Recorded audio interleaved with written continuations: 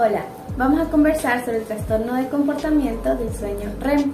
Desde su primera descripción en 1986 por el Dr. Carlos Schenk, ha sido demostrado como uno de los mejores marcadores prodrómicos de enfermedades como Parkinson, demencia por cuerpos de Lewy o atrofia multiorgánica. A pesar de no conocer su causa, sabemos que tiene alta prevalencia en hombres mayores de 50 años. Ahora, vamos a conversar sobre los estados de vigilia presentes en el ser humano. Estos van a depender de los registros en el electroencefalograma, electromiograma y electrooculograma. El primero es el estado de vigilia tipificado de alta frecuencia, en el cual en el electroencefalograma habrá actividad desincronizada, el electromiograma será estable y habrá movimientos oculares observados en el electrooculograma. Además tenemos el sueño no REM. Este sueño está dividido en etapa N1, N2 y N3 y generalmente hablamos de ondas delta de baja amplitud y tiene bajo gasto calórico. Finalmente tenemos el sueño tipo REM o sueño paradójico. Este sueño está caracterizado por ondas gamma y ondas teta. En el electroencefalograma es muy similar al estado de vigilia, con la diferencia de que no tendremos tono muscular, es decir, no habrá movimiento. Además, este se caracteriza por tener alto gasto calórico, aunque solo represente del 20 al 25% del sueño total en pequeños episodios de 15 a 20 minutos. Entonces, el trastorno de comportamiento del sueño REM es una parasomnia con base patológica orgánica asociada a la fase del sueño REM, en la cual perdemos esta atonía muscular normal, fisiológica, y empezamos a vocalizar o a promulgar nuestros sueños. Las características clínicas apreciadas en este trastorno serán explicadas más adelante. Es importante tener en cuenta que aun cuando no hay una causa específica, la obesidad, el tabaquismo, el uso de antidepresivos y el riesgo cardiovascular son factores de riesgo para el trastorno de comportamiento del sueño REM. Además, el 50% e incluso según otros estudios un porcentaje mayor presentan en una década o en un tiempo menor Parkinson, demencia de cuerpos de Lewy o atrofias multiorgánicas. Ahora, para continuar, hablaremos un poco sobre la fisiopatología de este trastorno. Tenemos que la base fisiopatológica me dice que hay una ausencia de la hipotonía muscular fisiológica que ocurre durante el sueño REM. La persona va a escenificar sus sueños o sus pesadillas. La base fisiopatológica es desconocida, pero algunos modelos de animales apuntan a que puede haber una interferencia en las vías que producen la atonía durante el sueño REM o que podría haber una desinhibición de los generadores de vías motoras del tronco del encéfalo e incluso ambas. Otra de las posibles causas puede ser el consumo de ciertos medicamentos, como podrían ser los antidepresivos tricíclicos, los inhibidores de la monoaminoxidasa o los inhibidores de la recaptación de serotonina. En esta imagen podemos ver lo que sería el ciclo fisiológico durante el sueño REM, donde tenemos que hay 3 núcleos del SARA, excepto el núcleo de Meissner, que deben ser inhibidos durante el sueño REM para producir la hipotonía de los músculos, lo cual no sucede en este trastorno. Vemos involucrados estos núcleos y la amígdala. Es importante clasificar el trastorno conductual del sueño REM en dos tipos, el secundario y el idiopático. El secundario es aquel que se asocia a alguna enfermedad neurológica, podría ser una enfermedad neurodegenerativa, narcolepsia o incluso algunas lesiones estructurales como podrían ser las del tronco del encéfalo. Respecto a las lesiones focales tenemos encefalitis o tumores. Estas patologías en algunos estudios han demostrado tener afectación sobre el tegmento pontino y el mesencefálico. El trastorno conductual del sueño REM idiopático es aquel donde el paciente no presenta ninguna enfermedad neurológica asociada, pero esta enfermedad podría ser un presíntoma de alguna alfa-sinucleinopatía, como por ejemplo tenemos en el Parkinson, en la demencia por cuerpos de Lewy o en la atrofia multisistémica. De hecho, el 80% de los pacientes con trastorno conductual del sueño REM eventualmente van a desarrollar alguna de estas patologías neurodegenerativas. Es importante acotar que las alteraciones de la conmutación del circuito neural y el desequilibrio entre las poblaciones neuronales inhibidoras y excitatorias son las responsables de las alteraciones episódicas que ocurren durante el sueño REM.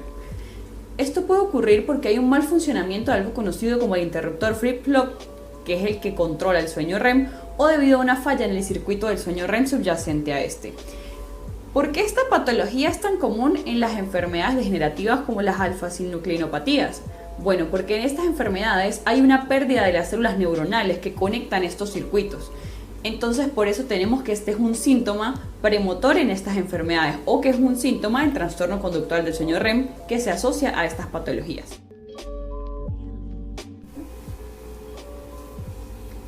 Respecto a las manifestaciones clínicas, el trastorno conductual del sueño REM es común y representa una ventana única para el estudio de la neurodegeneración prodrómica. Este predomina en hombres respecto a mujeres en relación 2:1, encontrando como paciente típico un hombre mayor de 50 años de edad, es decir, es una patología que se presenta en la edad adulta tardía. Respecto al número de episodios, este puede variar desde únicos a múltiples, encontrándose generalmente en la última mitad de la noche. ¿Cómo es el contenido típico de estos episodios? Este suele variar desde pesadillas hasta manifestaciones violentas que van desde el ataque, persecución e incluso defensa. Pero ¿puede realmente el paciente recordar cuál fue el contenido de su episodio? Todo va a depender del momento en la noche en que él se despierte. Es decir, si el paciente se despierta en mitad del episodio, este podrá recuperar la conciencia de inmediato y recordar cuál fue el contenido del mismo. En cuanto al comportamiento, este va a variar desde manifestaciones motoras como vocalización ininteligible, gritos, habla, muecas e incluso manifestaciones motoras como puños, patadas y sobresaltos que pueden llevarlo a autolesionarse o incluso lesionar a su acompañante de cama. Como mencionamos anteriormente, el sueño REM consiste en la pérdida del control postural. En esta parasomnia encontramos la ausencia de dicha atonía. Por tanto, el paciente puede despertarse tirado en el piso, al lado de su cama, posterior a haberse caído de esta. Podemos encontrar que él se puede arrastrar, puede saltar e incluso deambular cortas distancias con los párpados cerrados, situación que lo diferencia de la parasomnia del sueño no REM, donde encontramos que hay sonambulismo con los párpados abiertos. Con respecto al diagnóstico, lo primero que vamos a hacer es un cuestionario para saber si hay conductas anormales durante el periodo de sueño del paciente, pero esto puede ser muy subjetivo. El diagnóstico estándar de oro, de acuerdo a la tercera clasificación internacional de los trastornos del sueño, es el uso de la polisomnografía, que evalúa parámetros como la actividad cerebral, el movimiento de los ojos, el tono muscular del mentón, el movimiento de las piernas o los movimientos respiratorios. La polisomnografía mezcla o combina el uso del electroencefalograma con el electromiograma para buscar las características cardinales de los trastornos del sueño REM sin atonía o las conductas anormales durante el periodo de sueño REM. Todo esto dejando una evidencia mediante la grabación de un video durante ese registro de la polisomnografía. La importancia del sueño REM sin atonía es incierta si no hay un componente conductual manifiesto, pero hay estudios que arrojan que puede ser precursor de los trastornos de comportamiento del sueño REM. Para establecer el diagnóstico también podemos utilizar exámenes paraclínicos, imagenológicos o electrofisiológicos, y es muy importante establecer un diagnóstico diferencial con las parasomnias del sueño no REM, con las pesadillas, con los ataques de pánico, con el síndrome de apnea y con las convulsiones nocturnas. Es por esto que el uso del video durante el examen es muy importante para poder establecer un diagnóstico diferencial. Para finalizar, hablaremos de los métodos terapéuticos. El trastorno conductual del sueño REM no está exento de comorbilidad significativa, puesto que tanto en el paciente como en la persona que lo acompaña al momento de dormir se han observado consecuencias como lesiones e incluso fracturas, por lo cual el tratamiento no va a estar solamente dirigido a los medicamentos, sino también a las medidas de protección física. Las medidas de protección física no son más que realizar cambios en el entorno de la habitación del paciente. Cambios como retirar objetos peligrosos, cortantes, punzantes, incluso armas, colocar respaldos a los costados de la cama, mover objetos que puedan obstaculizar, cerrar las ventanas e incluso algunos acompañantes de los pacientes tienen que dormir en camas diferentes, puesto que esto también puede afectar significativamente el sueño del acompañante. En cuanto a los medicamentos, su uso se debe limitar exclusivamente a aquellos pacientes que presenten episodios de trastorno conductual del sueño REM importantes. A importantes me refiero a aquellos episodios que se repiten todas las noches y que son violentos e incluso invasivos. El clonazepam representa la primera línea terapéutica para tratar este trastorno y es efectivo no solamente para mejorar las manifestaciones clínicas, sino también para mejorar las alteraciones propias del sueño. Se recomienda empezar administrando 0,25 miligramos al momento de dormir e ir aumentando gradualmente hasta 2 miligramos si el paciente lo tolera. Por otro lado, si el paciente presenta contraindicaciones al clonazepam o incluso desarrolla alguna tolerancia, el medicamento de elección es la melatonina. Se recomienda administrar de igual manera al momento de dormir, empezando con 2 miligramos y luego aumentar gradualmente hasta 8 o 12 miligramos si el paciente lo tolera.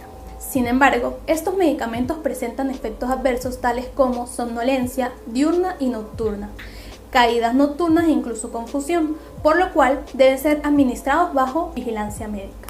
Por último, el estudio del trastorno conductual del sueño REM ha permitido desarrollar un tratamiento neuroprotector, puesto que, como se mencionó anteriormente, la forma idiopática de esta enfermedad es un potente indicador de enfermedades futuras neurodegenerativas, tales como la enfermedad de Parkinson, la demencia por cuerpos de Lewy y la atrofia multisistémica. Esto, como dije anteriormente, ha permitido desarrollo de medicamentos neuroprotectores para evitar la aparición de este grupo de enfermedades e incluso las personas que tienen esta enfermedad nos permiten tener un modelo humano ideal para realizar biomarcadores y de esta manera tener un diagnóstico temprano de la enfermedad. Esperamos que esta información les haya resultado útil. Gracias.